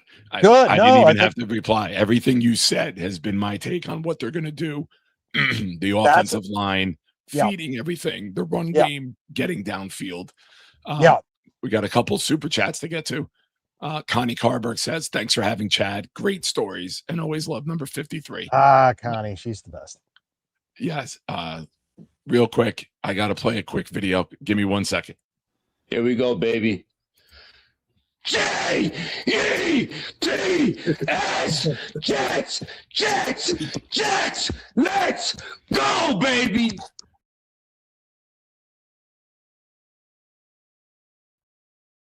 I'm not going to lie to you. That was a chance so I could take a quick little swig of honey. Yeah. You get it. Yeah. That's all right. But Connie, thank you very much. We got a super chat from Chef Kev. Great show, Nick. I really appreciate Chad's youth football stories. This will be my first season as OC, and my son will be left guard. Let's go, Jets. Yeah. I got to tell you too. And the one thing that I think parents overestimate are young kids' ability to remember offenses. They don't remember much. So take it easy. Like, don't load them up with all these motions and with all this trickery and whatnot. We literally had, and if I'm not, we may have had 6 plays. 6. That's it. Doesn't have to be complicated. And we taught kids how to block. And the best way to teach them how to block, I always started with an ice cream cone, right? So there's your ice cream cone. Put it on the ground. There's your stance. And then you have a forklift, right? You know what a forklift is? You know, your 2 hands. Just pretend you're in forklift. Put your hands under their armpits, pick them up, and push them back. That's offensive blocking. That's it. It's no more complicated than that. And we won championships with that way of playing. And it was just, look, we had good blocking, good tenacity, and lots of energy, and it was great. It'll be the hardest thing, but the most memorable thing you do for the rest of your life. It really does. I'm 47 years old. I started coaching basketball when I was 17. Wow. And I was coaching. My father was coaching the 7th and 8th graders. I was coaching the 4th, 5th, and 6th. There's guys who are 40 who I see out and they come up and give me a hug and what's up, coach? How you doing? Like they look older than me and they're calling me coach still to this day. So yeah, it never ends. It's fantastic. It really is. And the pay it forward mentality. Look, you probably get out of it is just as much, if not more, than they do. And again, to the parents that allow us, to coach their kids, thank you so much to the parents out there. Thank you for trusting us with your kid. I know it's sometimes hard with this whole concussion thing and this whole, getting injured thing. We do our very best. We don't teach hitting with the helmets and whatnot, try to keep the head out of it. But you know what? Things do happen. It is a collision sport. So there is going to be contact. But I always taught, always your mouth guard in, grit your teeth, bow your neck, always see what you hit, never put your head down. And look, we did have a couple of injuries. We did have a concussion or 2. We did. Most of the time, it's because they put their head down. It's like, guys, just keep your head up. You got to see it. You got to see the hit. If you don't see the hit, you're putting yourself at risk. But thanks to the parents for trusting the coaches out there, because we know it's it can be scary. But I'll tell you, there's no sport out there that teaches grit and toughness more than youth football. It just doesn't. And word for word, what you said is what I would say. I would say at the parent meeting, thank you for trusting us with your most prized possession, right? You're giving us your kids in a sport where there is a fear, and we'll do our best to take care of them. Yep. But look, I had my kids in it. It's not like I was doing it with none of my kids doing it. My kids are doing it too. It makes them better people. It made them better players. And, look, I'm very blessed. They're often playing Division I college lacrosse. I think football was a big part of it. I really do. And, I would never change any of that. Yeah. And I would never change any of that. And I'm very, very, very happy for them and blessed. And, I got a 4th one coming now, and he's going into his freshman year in high school. So, we'll see. Nice. Well, Chad, I thank you. I know you said an hour. We have a ritual on the show where whenever someone gives me time, we always go over. I appreciate your time. Thank you for, the memories as a former Jet, all your contributions in the studio, and for your time tonight, man. You are the man, and the chat loved the interview and loved your stories and your takes. So I'd like to thank you. Nick, it was a pleasure. Thanks for putting up with me. And to all the people in the chat, thank you for the great questions. Those are great questions, and thanks for letting me spout off. And to all the Jet fans out there, man, hey, thank you. We love you. I'm telling you, there is no other fan base out there seeing the Jets winning some games and hopefully a Super Bowl in the near future. Hey, from your lips to God's ears, my friend. And if not, we'll tailgate. That's all. That's it. It's how many times do we have a great time when we walk into the game and it's like, oh, time to go to the game. That's true, right? Oh, gosh. If you come out to any games this year, let's connect. I would love to meet you in person, and thank you for your time. Perfect. Love to. All right, Chad. Take care. Have a great night. Thank you. Thanks, Nick. Ladies and gentlemen, Chad Cascadden, former New York Jet. We're going to play a video. We're going to open up the call-in in the Discord. I need you guys to come in and do some more talking. I am very hoarse. So, again, thank you to JQuest for putting that together. We have the Garrett Wilson giveaway shortly, and we will be right back after this.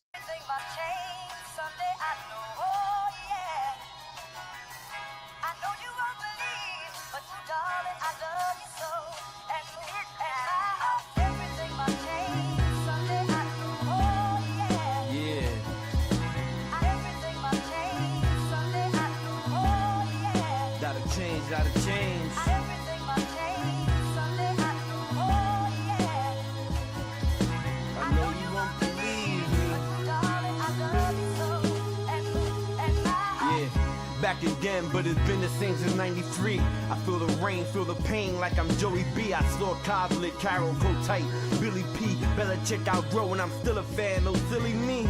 Many of us so silly we haven't seen a chip since our dads was in Little League. Now we literally dads with kids in Little League. Next playoff victory, tell me who the hell knows, it's a mystery. I lived through the fake spike, so I hate life. I saw quarterback legends and it failed twice. Legend has it, name is sold his soul, time to pay the price. Homie gotta know, time to take that flight. Gotta make this right. This is us against the gods, we can't win this fight. Gotta take what's ours that just grip too tight. Against all odds, gotta rebuild this right, yeah.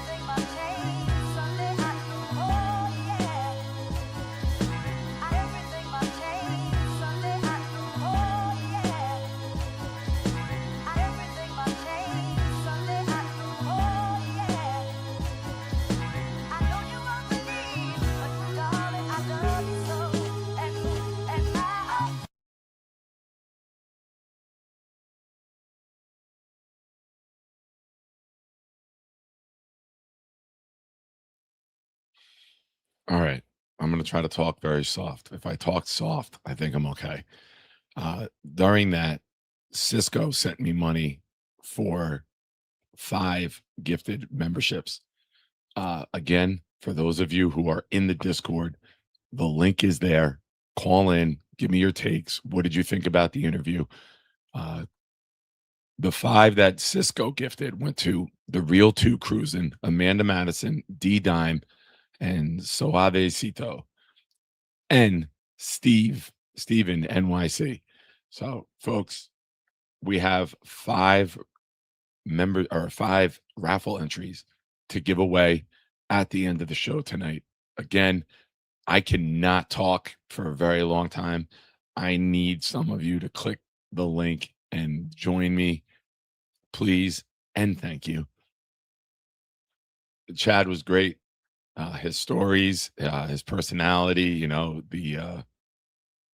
all of it. It was just very, very good, very, very good interview. I enjoyed that. And shout out again to Jay Quest. He connected us. He put that together. Shout out to Chile Plays, member for 2 months. We back, baby. Go Jets. Yes, sir. We are back. Hopefully we are good. It would be great to be back and be back at being good. There's a lot of good things that can happen with this team. And hopefully they can put it all together. Now, I will say this. I did plan on doing a show tomorrow night because the Jets have practice. But due to the vocal cords, I might take the day off, maybe do a short or a couple shorts and then give my takes on the day. But I got Joe Blewett coming on Tuesday for an offensive line preview. Rich Cimini will be here Wednesday night. And on Thursday night, we got Ryan Sampson. So I might have to take tomorrow off. I don't have a guest tomorrow lined up. So I might be able to, if I'm not 100%, which I doubt the way I sound, and the more I talk, it's only going to get worse. And I know that sometimes it gets crazy when I do this, but I'll make it easier for you. Find people. I just put the call-in link in the chat. Jets calls only. And we have the Garrett Wilson raffle coming up in a little bit. Again, super chats, gifted memberships are doubled for tonight. And I am going to play another Blitz BK song, ladies and gentlemen. We'll be right back.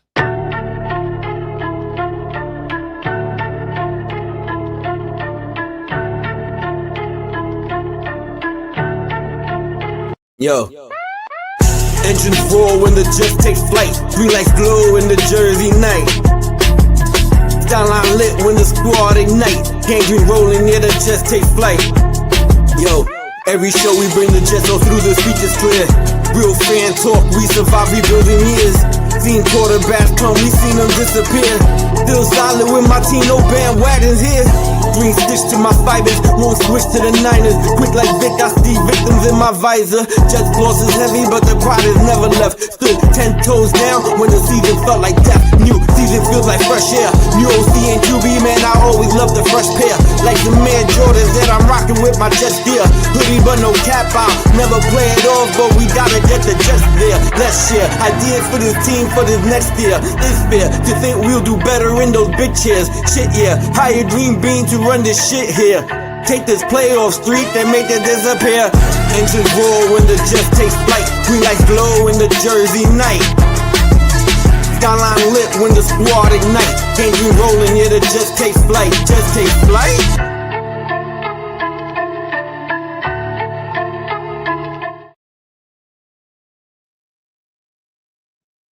All right.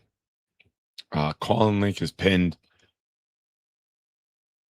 Let's see what we got in the chat. All right. Here's what we're going to do.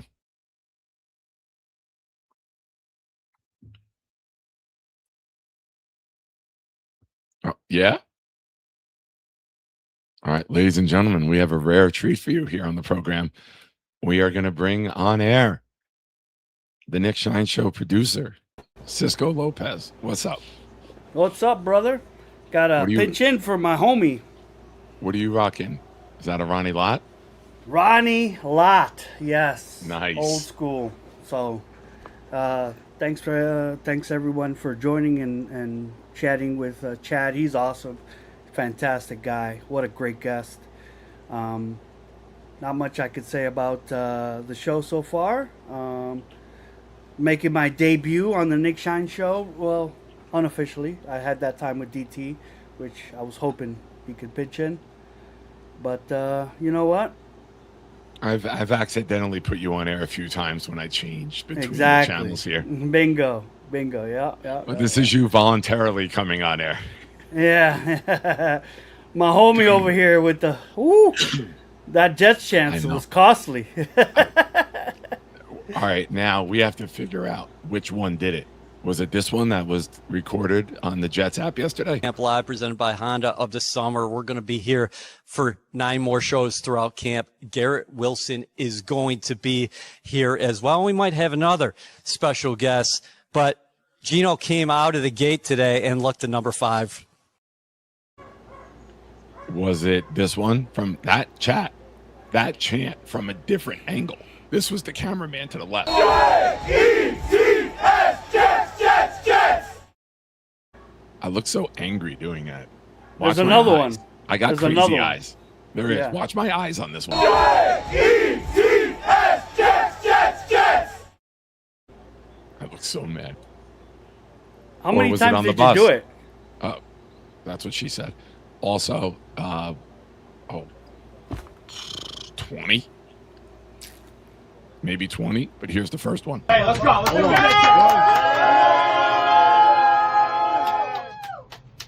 Jets!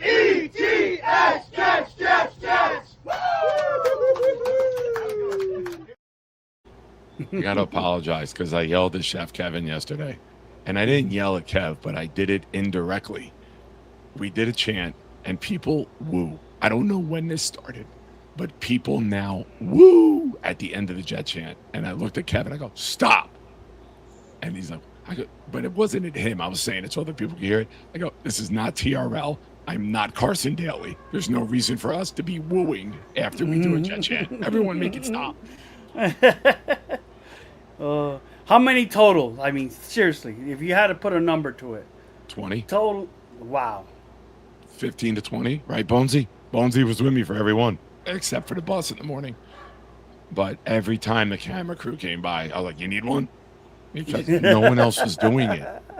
Nobody else was doing it. And I looked at Bonesy and I was like, we're going to be all over social media. We got to do this.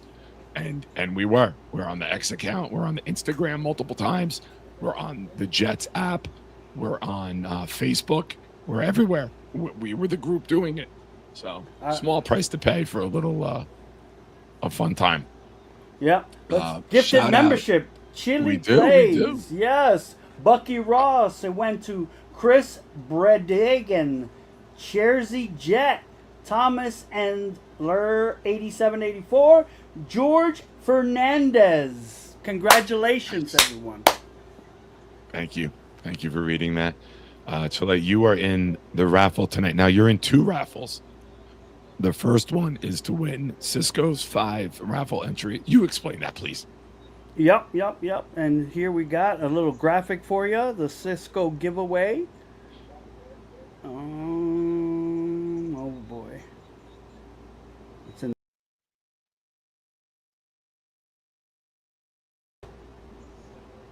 There we go. The Cisco Appreciation Raffle. As producer, I am no way taking any of the raffle giveaways. This is just to spread the love. Everybody can get the love from Cisco love and not in the Deanna Rossini way. Nice. So, get in and you guys get double raffles and you get your full-size Garrett Wilson signed helmet. Awesome. Thank you, Cisco. Folks, again, the call-in link is pinned. Feel free to call in and join. We got not much longer. I'm not going to lie. With my throat, not much longer. I know I've been someone who watches and consumes content.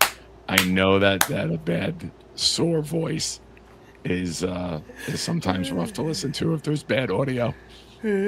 That's what she said. John LG, that is correct. Nice, John. Not much left. Oh, nice. Awesome. Cisco, do me a favor, read this comment, and then I'll reply to it. Sure. Nick, great interview. You always find a way to play hurt. Best thing is for that sore throat after the Jets chant, Jets chant, was the cigars in the lot after the Cloverleaf. Thanks for sharing. That was good. Yeah, and I am literally taking swigs of honey right now to try to get through this for you guys. This is another Jordan flu game. Notice that there's no references to LeBron playing hurt because he pretends to be hurt all the time. So it can't be taken seriously. Did you Thank see you, what, Maze. Appreciate you. But John, yesterday was great. And then we were, anywhere I go, you guys know I don't drink. I'll bring cigars. And even though the restaurant, we were inside, I'm looking around as everyone's saying goodbyes. I'm like, cigar time. And, we had Yo Holmes out there with us. John was there. Court Sports was with us. Other people were stopping by. Nate, Mike Rubino, Gorman. People were just coming out to say goodbye as they were leaving. Boy Green stopped by, amongst others. So a really, really fun time. And I hope I get to share a cigar with all of you. Now, this guy, Mike D's Nuts, is one of the guys at the top of the list that I can't wait to have a cigar with. I know he was supposed to be there yesterday. Mike, prayers up for you with feeling better, my friend. And we will definitely have one together. Even if I have to drive up there at some point and hang out by the pool, I'll take the trip all weekend coming up. Just so you guys know, Mike has told me I'm welcome anytime. I did not just invite myself to his house. Yo, that pool is lit, especially in that area. Yeah. Mm-hmm. Yeah, John, that was the difference. We tailgated at the end of the day, not in the beginning. But shout out again to Chef Kev. Happy birthday again. I hope you had a great day. And I just love being with this community. I absolutely love being with this community, and the couple times that we've gotten together, the draft down in AC, this event, Jets can't ruin it. There's no game, there's no sad walk. It's you leave like, man, today was awesome. Today was great. Mm-hmm. So awesome. we need more of that. Look at this Avengers Assemble moment, right? Look at this craft. We got me, Boyd awesome. Green, Ryan from Jets Talk 24/7 and Talking Jets, Connie Carberg, Amari Brown, Jake Asman, and Richie NY Jets Media. Didn't Connie come from Florida? Because she comes up and stays up here every year for camp. What a dedication right there. That's awesome. Amazing. Yeah, she comes up every year. I believe, I forget how many camps. I know Rich Samini's in his 39th year. Connie, if you're still watching, let us know how many training camps you've attended. Legend. I think it's in the 50s because she started in the 70s. Mm-hmm. Maybe even earlier.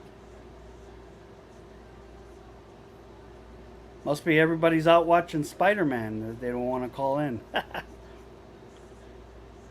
Yeah, I miss me with the action hero movies. I don't know. Tuned Too out? many, and I'm so far out of the loop, I can never get back in.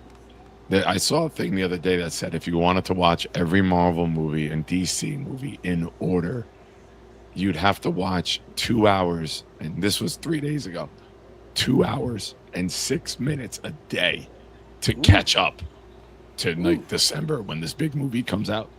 Mm-hmm. But, all right. We're going to do the raffle now. Yeah.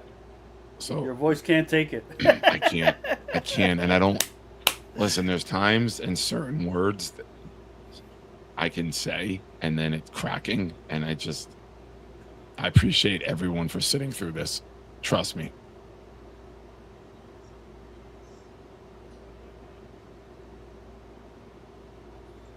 All right. Let's get this up. All right. So the first wheel that we're going to spin is for who wins the 5 raffle entries that Cisco gifted. So we're going to play one more video. Last call for super chats, gifted memberships. You will be on the wheel tonight for the Garrett Wilson full-size helmet giveaway. We are going to play this one.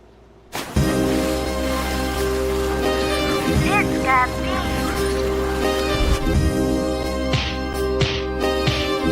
Gentry covered in football. Any day, any night, we all shine, bro. First class shine time, the Nick Shine Show. Anytime on YouTube, if you don't know, the Nick Shine Show, the Nick Shine Show. Dim the lights, but it's still bright as Nick time. Day or night, this is his prime, it's Nick Shine. Proud fan, well defined, to get in line. Toe to toe with any show, he only got 9. The best show on YouTube, bro, is easy. We talk Jets all day, please believe me. Subscribe, you just gotta click a family. We not a click in 3D. You can see a beautiful DP. We see through the fake teams and the tea leaves. So we pray for a coach and a QB and hope that we close to the top in the new league. A toast to the host with the most, Nicky. Who, me? Any day, any night, we all shine, bro. First class shine time, the Nick Shine Show. Anytime on YouTube, if you don't know, the Nick Shine Show, the Nick Shine Show. Fantastic. Here we go, baby. J-E-T-S, Jets, Jets, Jets, let's go, baby.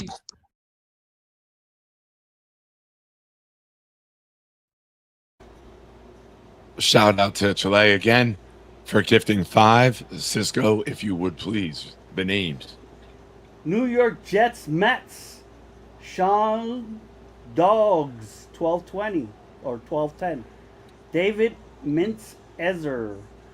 Ray Danger. Green Truth Dave. That is it. Thank you, Chile. And earlier, you gifted 5 as well, so we got another chant for you. Oh, shit. Hey, let's go. Let's go.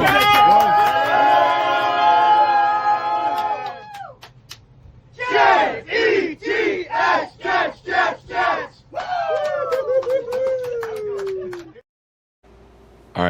Watch that again. When I go to start the chant, I elbow the big mirror. And when the chant is done, I grab my elbow because I cracked the funny bone. Watch that again. Hey, let's go. Let's go.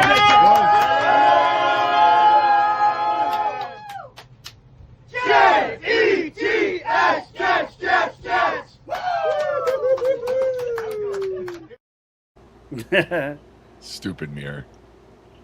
There was a couple comments on the short, and they were like, of course Jets fans were on the short bus. And I was like, you know what? That's fitting. That's perfectly fitting. Connie said, thank you for your kind comments by some of the people watching your show.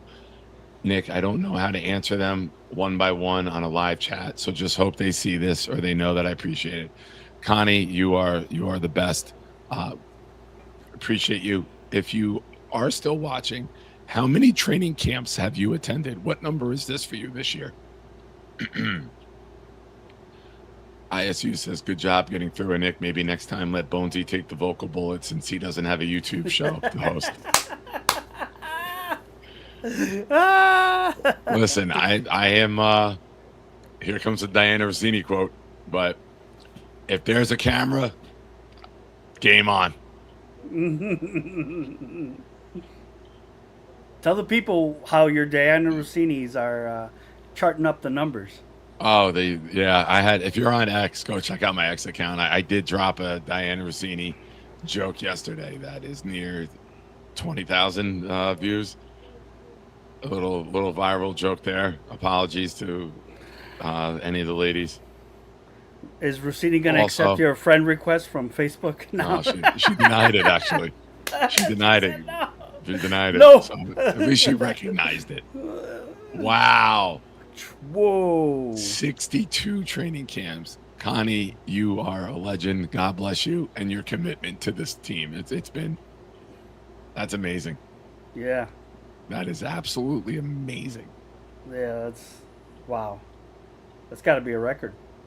It has to. I don't know if anyone has been to more. Samini's at 39. He might be in second. And that's a distant second. That's 23 years behind. Wow. God bless you, Connie. Yeah, that's amazing. All right. We're going to bring up the wheel for tonight. This is to win Cisco's raffle entries. This is not the wheel for the Garrett Wilson mini helmet. There's still opportunity to get in for that. But we'll bring this up now. We are going to shuffle it 3 times. 1, 2, and 3. And we're going to spin. Wow, Paul. What a good joke by Paul. And Chile gets it. So perfect. Thank you for your contributions. All right, let's take that down. Now, where is that joke? Paul said about Diana Rossini, she accepts everyone else's request. Well done. Well done indeed. That's awesome. John, Nick thought about Diana and his throat cleared up for a while there. Calm your freaky down. I'm calm. I'm calm. Mr. Bonesy, I'm a little hoarse too. The damn Jets camera crew were hunting shine. No one else was doing it. And there would be different camera people that came around. So some might be different socials. I was like, you need a chant? You need a chant? I'm like, I got you. They were like, yeah, I'll do a chant. I'm like, I'll do a chant. So Cisco, we got to give you some love. You've been working very hard behind the scenes here, making things come to life, pushing me to get to another level. And I've said some things to thank you and show appreciation to you when you've been off air. But now that I have you on air, I just want to say thank you. You know, we have a lot of discussions. You and I, we talk, we text all day long. And one of the things that we say is that there's a reason that God put us into each other's life at the time that he did. And I am forever grateful for you, not just for the show, but for the friend and the man that you are. So I love you. Thank you. Thanks, buddy. And while you said that, Derek, the Kansas City Jets fan, came through with a gifted membership, and it went to Frankie Constantino. Sorry, There you Frankie Constantino. Thank you, Derek. All right, here's what we're You're going the to man. do. All right, so now we copy all these. Old man interneting right here, folks. Old man interneting is happening. All right, so By the way, everyone while for you're doing tonight- that, Yes, sir. let me tell you something. A little inside baseball between how my brain works. Like, Derek, the Kansas City Jets fan, the nicest guy I've ever met. I mean, he blows Ned Flanders out of the water. He is like Mr. Rogers steroid up. And yet, I guarantee you there's people out there that are like, F you, Derek, the Kansas City Jet fan! That is real. That happens in this world where somebody's like, hey, you hate me? I love you, buddy. Anyways, I just had to let that out in the universe. Oh, that's fine. You know, whenever you put yourself out there, people will always critique. And I love Derek. He's as wholesome and kind as they come. All right. Now I'll have to watch that, Bill, because that is priceless. Get Derek to curse. Dibbly doobly. no way. Friggin'. I have to be clipped. That's a clippable moment. All right. Here we go. All right, let's do this. We got the full size Garrett Wilson helmet. We are going to give away right now. All right. Well, Garrett Wilson is number 5, so we're going to have to shuffle this 5 times. 2, 3, 4, and 5. Good luck. And here we go. Got to get some music for this. Boom, boom, boom. We got, oh, he gifted tonight. Chile wins. Booyah! Nice. Garrett Wilson helmet autograph. So- Congratulations. All right. I'm going to put my Let's- email. Chile! Chileno! Hopefully we don't got to mail it to Chile. That would suck. All right. I just posted my email. Send me an email with your address, and we will get that out to you. Thank you for your contributions tonight. Yeah, Derek, it's going to be a blast. I can't wait. I will be selective with my Jets chance, but if we take the lead, when we take the lead, and we expand upon the lead, I will be standing on the chairs, turning around to all of you guys, and we will be doing Jets chants. So that's why I wanted to get a seat down in front of everybody so I could turn around and lead the chants. But yeah, it's going to be tremendous. All right. Ladies and gentlemen, that concludes tonight's episode. Again, I plan on doing a show every day of training camp, but if this isn't 100% tomorrow night with the shows that we got lined up, I will take the night off. I'll probably just maybe post some shorts. There's been a lot of them out there. If you're on Instagram, The Nick Shine Show, X, Nick Shine Show, YouTube, obviously you know where you are. When you see the videos, hit the like button. The numbers are up. We're looking to have our biggest month in terms of viewership. When I get to 2,500 subscribers, welcome to the 20 new subscribers from yesterday alone. And we're working on a lot of great things. Shout out again to Chad for coming on the show. Great guest, great stories. Love that. Wish I could have talked more, but he was so good. I was sitting there watching it like you guys were for most of the night. So he was amazing. I'll text him the video that Cisco made. So on behalf of myself, Nick Shine, the host, producer, Cisco Lopez, and musical artist, Blitz BK, this has been another episode of the Nick Shine Show. Happy Lord's Day. God bless. Go Jets. And one more time, Chad Cascadden. Good night, everyone. Take my chain, Sunday I know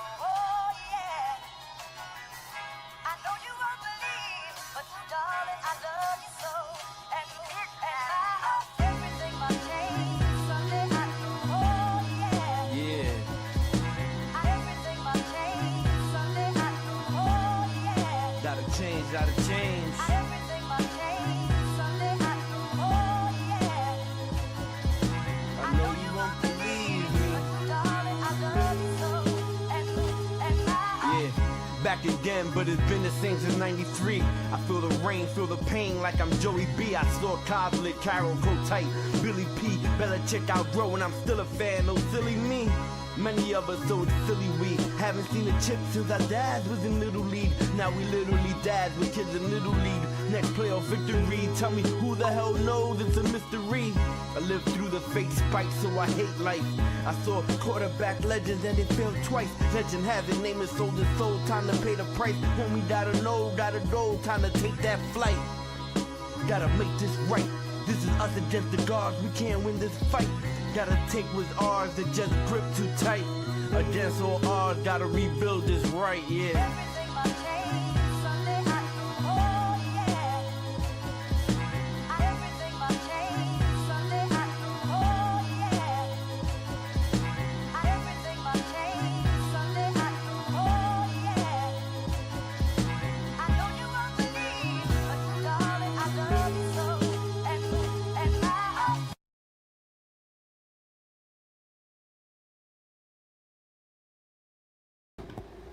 All right, we do have a caller, and he just texted me, give him a minute, and he'll be right back.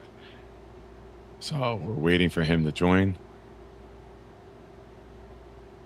Yes, if you haven't already, go over, subscribe to Blitz BK's channel. He's worked on something else for us that we are working on. And I am waiting for the caller. It's a very important caller, ladies and gentlemen.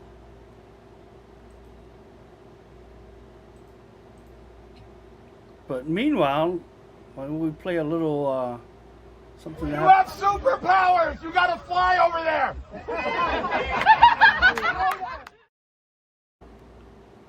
The fact that people are upset about that is comical to me. There's people commenting on Jake's videos or mine with, why are you heckling the head coach? What kind of, it's good fun ribbing. Like there was nothing malicious. There was nothing derogatory. There was nothing mean.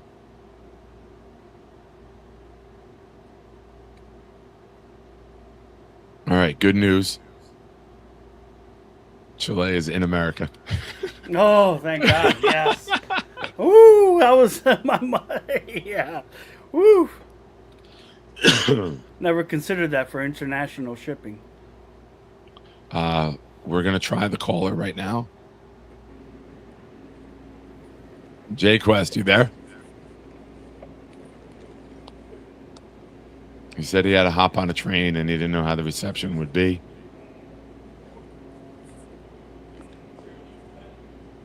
All right. We tried. Quest, call in next time. And thank you, ladies and gentlemen, again for watching. And give Jay Quest some love. He orchestrated tonight with Chad Cascadden. Thank you, buddy. Appreciate you. And if you haven't already, listen to the future All Pros. Hey, y'all go subscribe to the Nick Shine Show. Subscribe to the Nick Shine Show, man. Come on. You heard him. You got to do it. Now, don't make the all-pro right tackle come after you. Yeah. Appreciate it. Thank you. To the member.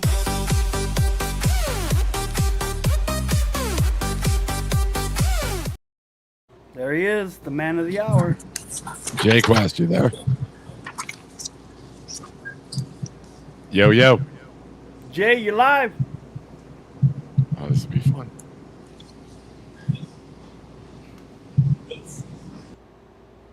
Oh. Good talking to you, buddy. We got to do it again. All right, folks. We are out. Talk to you soon. Here we go, baby. J-E-T-S, Jets, Jets, Jets, let's go, baby.